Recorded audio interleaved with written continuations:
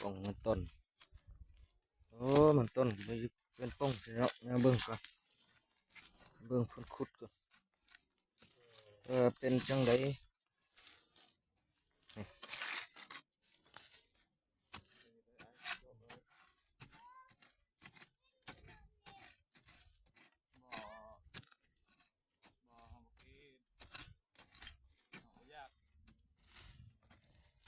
ป่องตัวใหญ่ก็ใหญ่เด้อพี่น้องเด้อบ่แม่นแต่มีแต่ตัวน้อยเด้อตัวใหญ่ก็มี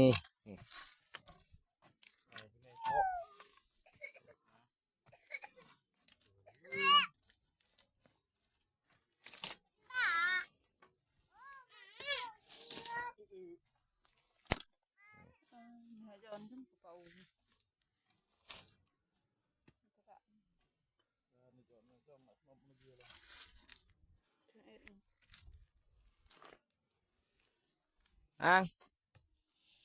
ก็มีเอ้ย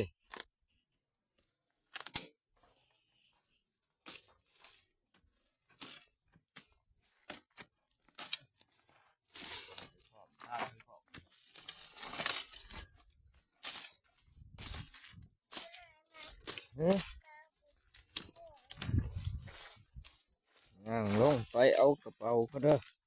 ว่าไปเอาคนเดียวนะโอ้ยเอาคนเดียววะย่างไปเอา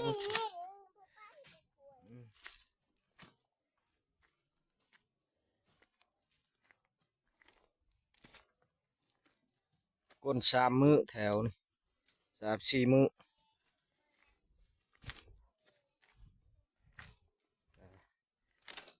ไปหลายเติบพี่น้อง เดินไปหลายเติบแล้วยังอีกอยู่ประมาณ20 กว่าวันพี่น้องเอ้ย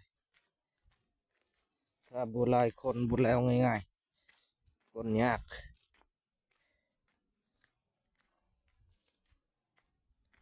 เพราะควายมันเหยียบดินมันจะแข็งพี่น้องถ้าควายบุเหยียบมันก็คนง่ายอยู่ดอกอันนี้ควายมันเหยียบไปหลายคนยากพี่น้องนี่เอาอันกิน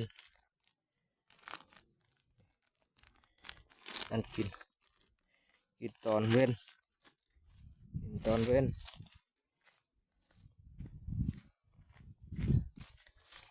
ตัวนี้เป็นตัวบรรทุกใช่เพื่อนนี่บรรทุก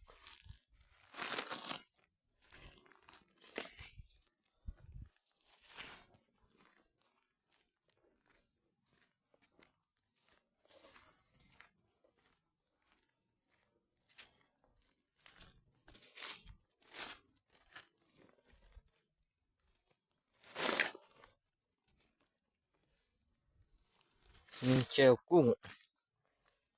มือนี่แกงกินมือนี่มีเขียบหนังงัวบ่แม่นเขียบหมูเด้อพี่น้องเขียบหนังงัวบ่เคยกินจะเคือขอลองเบิ่งซื้อเอาถุงหนึ่ง10,000 กีบ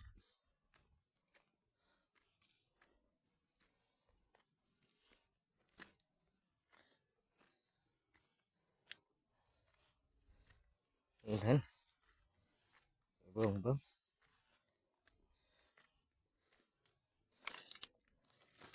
ดินมันแข็งดินเพราะว่า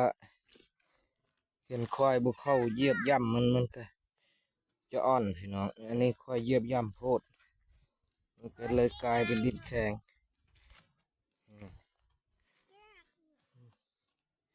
พวกมันก็มันเน่าสุดลายตรงตัวเลยมันใหญ่ๆมันเน่า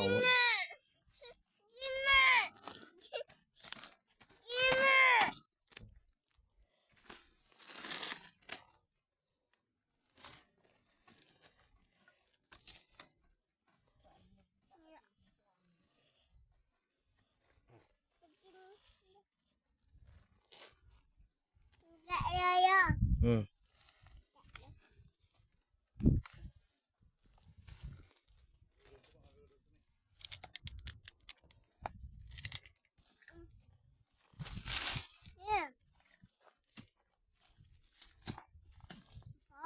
ฮะ ชิ้นนี้เห็นป่ะนี่ภาษาเลย เดี๋ยวฟังไหมเดี๋ยว เจ้าเสีย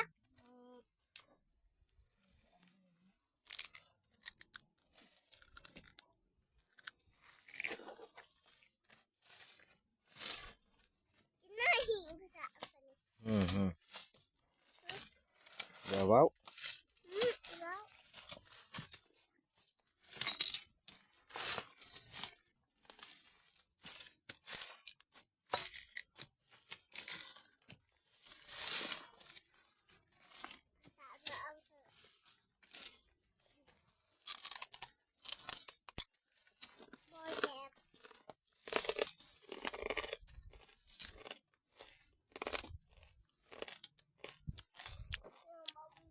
ย่ำนางงัว